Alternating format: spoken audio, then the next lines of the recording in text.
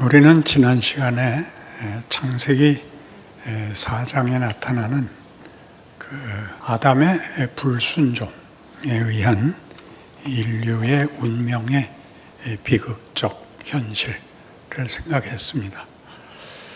제가 자라나면서 교회 안에서 설명들었던 구원론은 아담이 불순종하여 인류가 사망에 처해진 자리에 우리 하나님 아버지께서 그 아들을 보내사 순종케 하여 그 아들의 순종함으로 십자가에 죽으시고 우리 모두를 구원해냈다 하는 복음의 가장 분명하고 가장 직선적인 설명 속에서 자랐습니다. 순종과 불순종 이렇게 되는 바람에 기독교 신앙은 율법주의를 제일 먼저 생각할 수밖에 없습니다. 그런데 기독교 신앙의 가장 핵심은 관계성입니다. 관계성이라는 것은 하나님이 이 인류에게 누구인가? 인류는 하나님에게 누구인가? 라고 얘기할 때 성경은 그것이 말하자면 혈연이라고 얘기하는 겁니다. 만만치 않은 표현이니까 부모와 자식, 사랑하는 대상 이렇게 얘기하는 것입니다. 그래서 불순종이 문제가 아니라 아담이 선악과를 먹은 것은 하나님으로부터의 분리가 되는 것입니다. 말을 안 들은 게 문제가 아니라 우리 탕자에서 보듯이, 탕자의 비유에서 보듯이 아버지를 떠난 것이 되는 겁니다. 근데 우리 잘 알듯이 그 비유에서도 그 아버지가 기꺼이 그 달래는 몫을 줘서 보냈다는 걸 기억하셔야 됩니다. 꾸짖으려면 그때 꾸짖어야 되고 말려야 되는데 우리가 알다시피 아담이 선악과를 먹는 것은 우리의 불만식으로 얘기하면 먹으면 안 되는 건 왜 만들었나? 만들었어도 먹으면 안 되면 못 먹게 해야 되는데 왜 놔두셨나? 그리고 왜 화는 내시나? 그게 이제 탕자의 비유에서도 고스란히 같은 식으로 나오는 것을 염두에 두셔야 됩니다. 그래서 처음 창조 이야기와 아담의 실패 이야기를 얘기하면서 그 다음 4장에서 11장에 이르는 여러 장에 걸쳐서 인류가 무엇을 했나, 아담의 불순종이 어떻게 그 후손들에게 고스란히 유전자로 나타났나 하는 인류의 비극적 역사를 성경이 기록하고 있습니다. 그러나 이 문제는 순종과 불순종의 문제가 아니라 선악과를 따먹는 것이 하나님이 안 만들 수도 있고 말릴 수도 있고 못 먹게도 할 수 있는 걸 할 수 있게 해준 자유와 선택권의 핵심이 있다. 그렇게 말씀드렸죠. 그 인간에게 하나님이 자유라는 걸 주셨는데 그 자유는 우리가 심지어 표현상 하나님도 외면할 수 있었다. 그런 얘기입니다. 문제는 그렇게 했더니 무슨 일이 생겼는가 하는 것이 4장에서 11장까지 이야기인데 하나님으로부터 분리되자 그들은 즉각 뭘 알게 되냐 하면 자기들이 벗었다. 그리고 두렵다를 느낍니다. 하나님으로부터 분리되자, 즉 생명에서 끊어지자 우리가 가난해졌다. 가치가 없어졌다라는 것과 두려움을 느낄 수밖에 없습니다. 그게 무엇을 의미하느냐? 인간은 자신의 가치를, 자신의 소원을 스스로 만들 수 없다는 걸 알게 되는 것입니다. 이것이 무엇로 나타나느냐? 우리 요한복음 15장 포도나무 비유에서 나온 바와 같이 가지가 줄기에서 끊어지면 땅에 떨어져 마르고 썩습니다. 그래서 하나님으로부터 분리되자 무슨 현상이 일어나냐면 살인이라는 게 생기죠. 살인은 다만 사람을 죽인 정도의 문제가 아니라 형제가 죽이는 것입니다. 그러니 무서운 것이죠. 다른 사람이라면 몰라도 같은 혈연 사이에도 서로를 감당할 수 없는, 서로를 받아줄 수 없는, 아니 외면을 하는 정도가 아니라 죽여버려야 되는 현실, 부패, 악취, 균이 생기기 시작했다고 성경은 얘기합니다. 그 다음은 여러분 잘 아시는 대로 가인은 도망을 가야 했고 자기를 남들이 죽이면 어떡하느냐 그래서 성을 쌓아야 됐고 그 후손인 라멕은 심지어 어떤 말까지 하느냐 하면 가인을 위하여 하나님이 벌을 7배를 내린다 그랬다면 나한테 덤비는 놈은 내가 77배로 갚으리라 라는 방자한 얘기를 하는데 이것은 교만하고 방자한 얘기가 아니라 분노며 자폭입니다. 여러분이 자신이 한없이 한심하게 느껴지면 여러분이 화를 내게 돼 있는데 본인이 의식하든 의식하지 않든 누구한테 화를 내냐 하면 현실에다, 세상에다, 사회에다 화를 내고 심지어는 신에게 화를 내는 것입니다. 본인이 답을 낼 수 없는 증거이죠. 그리고 아담 후손의 그 수명이 나오는데 다 900살 전후로 살고 죽습니다. 죽으면 1000년을 살아도 10,000년을 살아도 그것은 헛됩니다. 죽는다는 것은 그의 존재와 그의 삶이 아무 소용이 없다는 뜻이기 때문입니다. 그들은 그렇게 죽고 그들은 결국 하나님의 심판 아래 있게 돼서 오늘 우리가 본문으로 택한 것 같이 노아 홍수가 일어납니다. 노아 홍수는 죄를 졌기 때문에 하나님이 벌을 내렸다 이렇게 간단한 문제가 아니라 하나님이 이렇게 증언하시는 겁니다. 나는 너희를 이따위로 짓지 않았다. 이건 아니다. 그게 노아 홍수입니다. 그래서 노아와 다른 피조물들을 남겨두는 것입니다. 그 의미를 좀 제대로 이해해야죠. 이런 식의 이해는 하나님이 노아도 살려놓고 바벨탑에서도 그 바벨탑을 쌓은 것을 화를 내시고 징벌하시지만 죽이는 것이 아니라 흩어버리죠. 그래서 우리는 이런 성경의 기록들이 하는 제대로 된 그 내용을 이해해야 합니다. 인간이 하나님의 의도한 그런 존재와 가치를 만들지 못하고 무너져 내린 것은 저들이 한 선택이지만 하나님이 몹시 노여워하시고 안타까워하신다는 것이 그 기록들입니다. 그래서 예수가 오시는 겁니다. 그러니 서두에 얘기한 바와 같이 기독교 신앙이 그 구원론에서 우리 조상 아담이 실패한 것을 예수께서 오셔서 회복했다. 그래서 예수를 믿지 않으면 지옥 가지만 믿으면 천국 간다.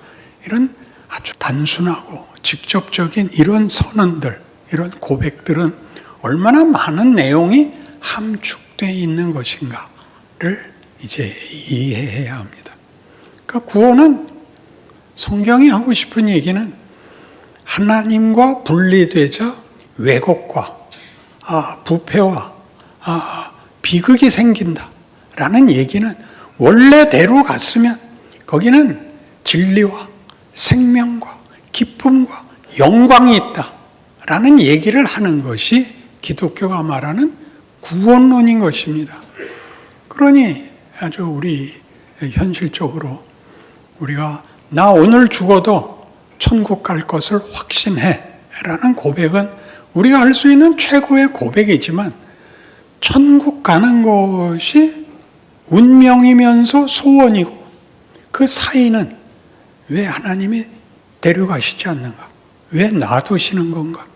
또 게다가 고달프게 하시는가 하는 문제들에 대한 이해와 설명은 굉장히 드뭅니다. 그래서 구원이라는 것은 이런 영광을 만들고 명예를 만들고 승리를 만드는데 이 영광과 승리에 관한 얘기는 보기보다 좀 더 생각을 해야 됩니다. 그래서 여러분 로마서 5장 1절을 찾아주시기 바랍니다. 로마서 5장 1절부터 11절까지를 저와 여러분이 교독하십시다. 제가 먼저 읽겠습니다. 그러므로 우리가 믿음으로 의롭다 하심을 받았으니 우리 주 예수 그리스도로 말미암아 하나님과 화평을 누리자.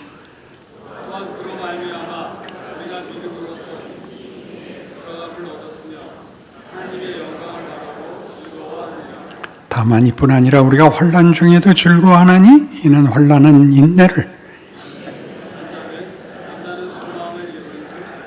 소망이 우리를 부끄럽게 하지 아니함은 우리에게 주신 성령으로 말미암아 하나님의 사랑이 우리 마음에 부은 바 됨이니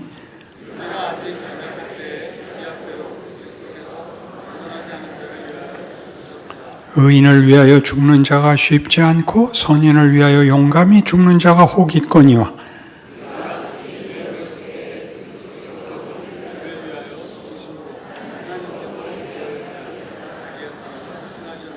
그러면 이제 우리가 그의 피로 말미암아 의롭다 하심을 받았으니 더욱 그로 말미암아 진노하심에서 구원을 받을 것이니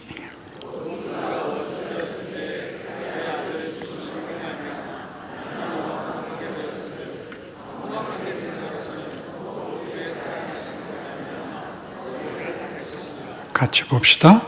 그뿐 아니라 이제 우리로 화목하게 하신 우리 주 예수 그리스도로 말미암아 하나님 안에서 또한 즐거워하느니라.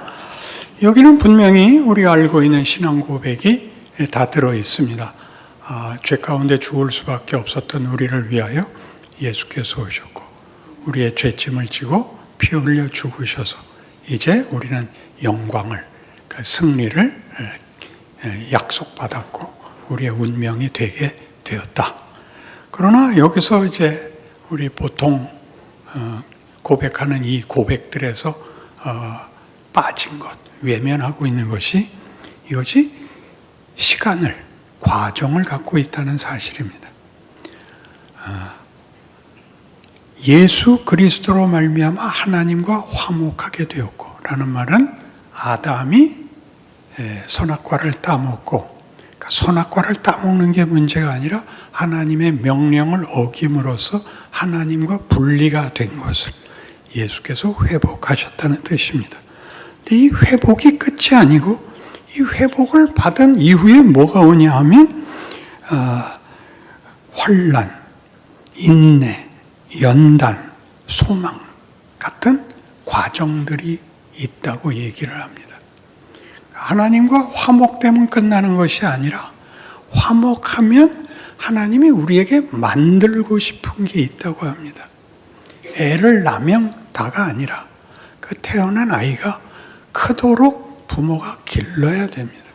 그가 어렸을 때 업고 안고 그 다음에는 먹이고 재우고 그 다음에는 학교를 보내고 하는 식의 한 사람의 성장 과정을 가지듯이 하나님이 이런 일들을 시키는데 그것이 왜 환난, 인내, 소망 같은 단어들로 나타나는가?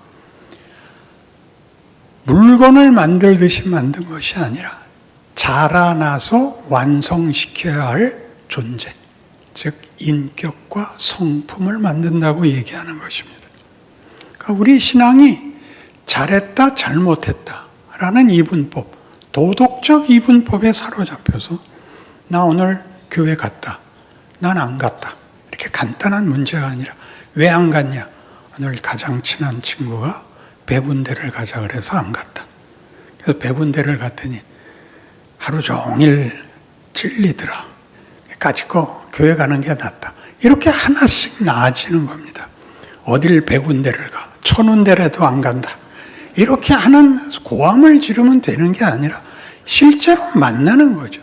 내 실력이 어디까지 왔는가.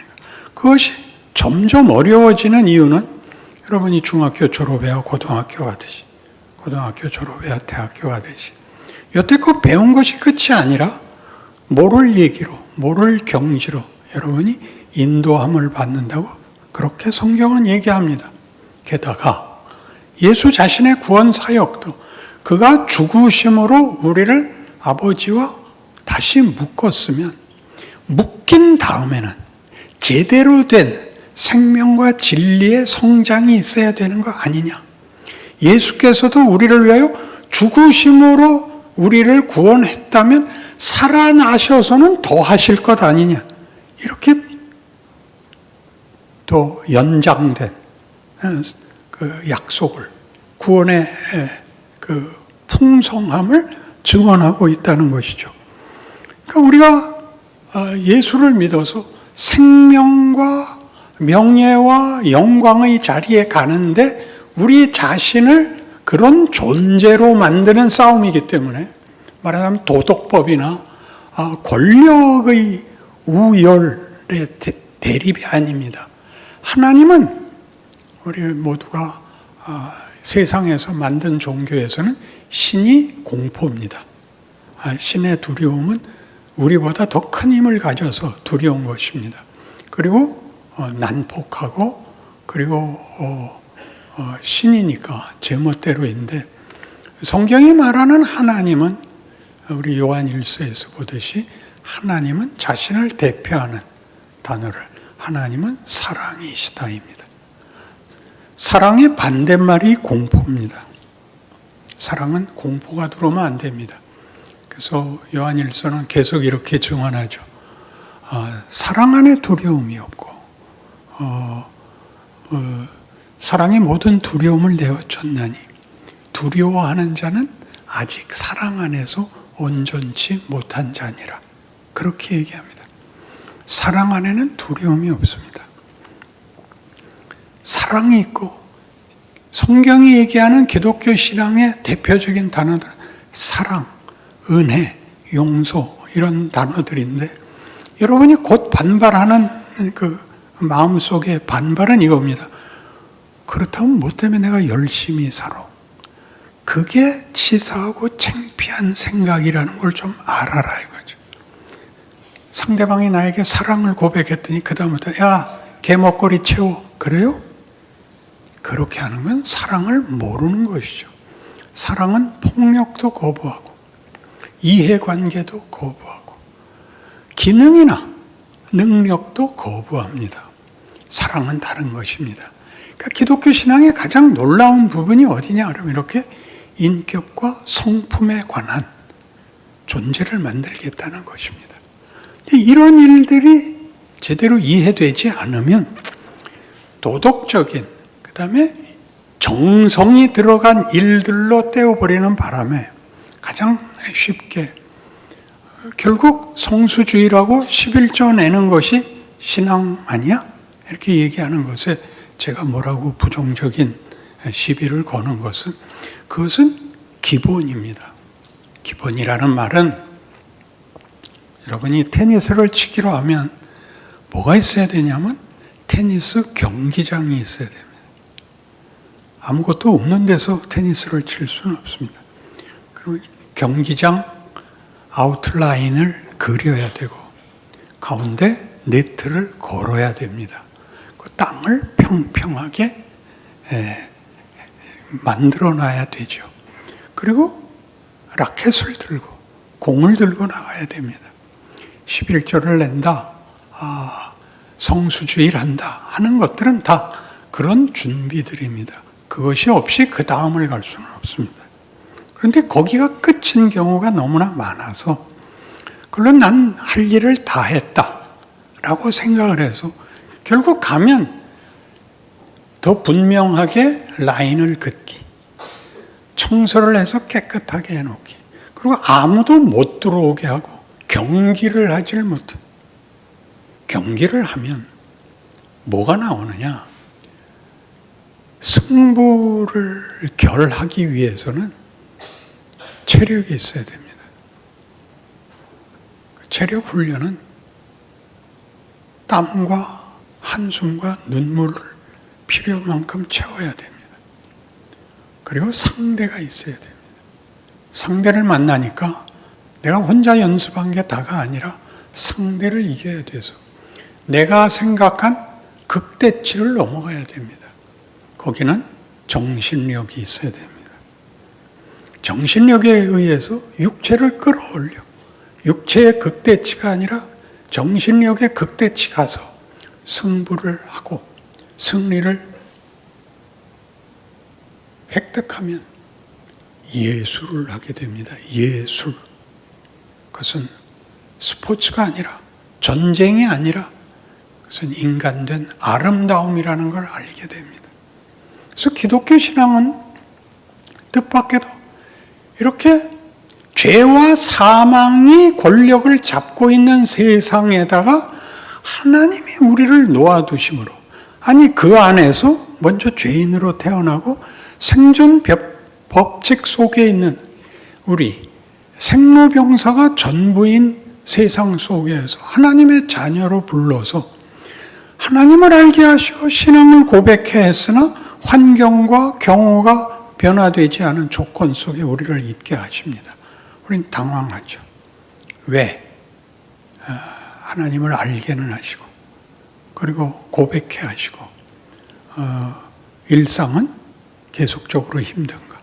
아니, 더 힘들 수도 있습니다. 하나님은 왜 이런 식으로 일하시는가? 라는 의문이 생기는 것이 정상입니다. 하나님은 우리에게 상대를 두는 겁니다. 상대는 죄와 사망입니다. 그리고 그 죄와 사망이 다만 테니스라는 이 경기와 경기 기술과 경기의 승패보다 더하게 한 인간이 어떤 모습, 어떤 태도, 어떤 정신력을 갖고 임하는가를 보게 하십니다.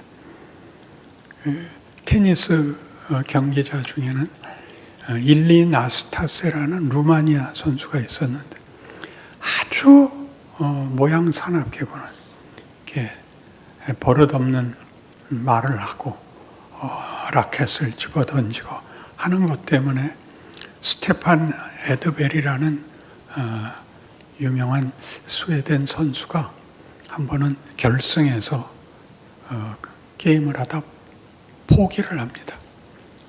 주심에게 와서 나 기권하겠다. 그러니까 주심이 왜 그러는가? 나 저렇게 하는 걸 못 보겠다. 그러니까 이제 그 대회 운영위원회가 임시회의를 그 자리에서 해서 저 사람이 저러는 건 저러는 거고 너는 네 게임을 해야 되지 않느냐. 저놈이 나빠서 그러니까 놔둬라. 그러니까 에드베리가 한 말이 있어요. 관중들에게 이 꼴을 더 연장해서 보여줄 수가 없다. 내가 기권하는 수밖에 없다. 그래서 운영위원회가 그놈을 기권시키고 에드베리에게 우승컵을 줬습니다. 이게 선진국이죠. 그런 판정을 봤을 때 우리가 와 하고 놀라는 거 아닙니까? 그래서 이렇게 죽여버려. 총살한 게 아니라. 그러니까 여러분이 일상 속에서 마주하는 이 악당들에게, 여기서 악당은 이제 영혼의 문제죠. 하나님을 아느냐 모르느냐는 세상은 모르기 때문에 폭력 이외의 방법이 없습니다. 우리가 성경에서 만나는 이런 창세기 4장에서 11장에 이르는 이 한심한 죄와 사망의 현상들은 인류 역사에 고스란히 계속되어 있습니다. 그래서 인류 역사는 고대, 중세, 근대, 현대 내내 모든 나라들이 권력을 가지면 폭력을 쓰고 일반 백성들을 수탈하고 그래서 혁명이 일어나고 뒤집어질 때마다 이제 그 전제 군주의 폭력성, 비도덕성을 공격하느라고 그 프랑스 혁명 때 썼던 자유, 평등, 사랑 제시합니다. 그러나 권력을 잡고 보면 사회라는 것이, 인류라는 것이 그런 이상적인 단어로 소원하지만 실행할 수가 없다는 사실을 알게 됩니다. 그래서 모든 나라는 공권력이 공공질서를 위하여 폭력이 될 수밖에 없습니다. 법이라는 걸 만들어야죠. 쉽게는 교통법규부터 형사법이든 민사법이든 그런 게 없으면 다 자기 멋대로 날뛰니까 그렇게 할 수밖에 없는 것을 보고 있는 것입니다. 못 살겠다는 그 현실을 하나님이 왜 놔뒀나요? 성경의 큰 차원이죠. 큰 차원이 아니라 높은 차원이죠. 너희가 선택한 권리가 무엇을 만들었는지 봐라. 그 선택권으로 책임을 질 선택을 해라. 여기서 책임을 진다는 것은 이렇게 간단히 난 내가 한 거 책임질 거야 이러면 책임을 진다는 뜻이 아니라 자유가, 선택권이 너에게 어떻게 쓰여야 되는지 명예와 영광의 차원에서 분별하라. 깨우침이 있어야 된다. 그런 얘기입니다. 우리가 우리의 명예와 영광을 만들어낼 수 없고 그걸 어디서 만들어내야 되느냐라는 차원에서 서구 문명의 유일한 유익, 과학 문명이 유익이 아니고 자본주의도 유익이 아니고 유일한 유익은 시민 정신을 알게 됐다는 겁니다. 시민 정신은 한 나라의 시민이 되려면 권리만 가져서는 안 된다. 책임이 있어야 된다를 비로소 알게 됐다는 것이죠. 그러나 안 지키는데 방법은 없습니다. 그러니까 기독교인이 된다는 것은 한 인간이 가지는 선택권이 무엇을 쫓아가야 되느냐에 대하여 은혜를, 구원을 받는 것입니다. 예수 안에서 무엇을 보느냐? 인간이란 이래야 된다. 우리 에베소서 1장 3절에서 6절까지를 이 다시 보기에서 줄창 중요한 본문으로 사용하는데 찬송하리로다. 우리 주 예수 그리스도의 아버지께서 하늘에 속한 모든 신령한 복을 우리에게 주시려 하고 창세전에 우리를 택하여 사랑 안에서 거룩하고 흠이 없게 하시려 그의 자녀로 삼으시며 그리스도 안에서 거저 주시는 바 그의 은혜의 영광을 찬송하게 하려 한다. 이게 우리의 존재, 정체성, 운명에 관한 성경의 의지, 하나님의 약속이다. 그러는 것이죠. 하나님이 우리에게 무엇을 요구하고 있냐, 무엇을 만들려고 하느냐 라는 데 대하여 하나님은 자신의 영광을 우리와 사랑을 나누고 믿음을 나누는 자리까지 우리를 키워서야 자신이 우리의 아버지라는 것을 자랑하겠다. 이렇게 말하는 것이 기독교라는 사실입니다.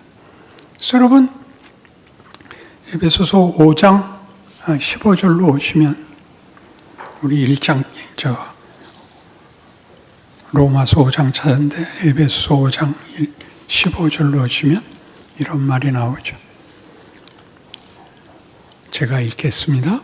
그런즉 너희가 어떻게 행할지를 자세히 주의하여 지혜 없는 자 같이 하지 말고 오직 지혜 있는 자 같이 하여 세월을 아끼라. 때가 악하니라. 그러므로 어리석은 자가 되지 말고 오직 주의 뜻이 무엇인가 이해하라. 술 취하지 말라. 이는 방탕한 것이니 오직 성령으로 충만함을 받으라. 시와 찬송과 신령한 노래들로 서로 화답하며 너희의 마음으로 주께 노래하며 찬송하며 범사에 우리 주 예수 그리스도의 이름으로 항상 아버지 하나님께 감사하며 그리스도를 경외함으로 피차 복종하라.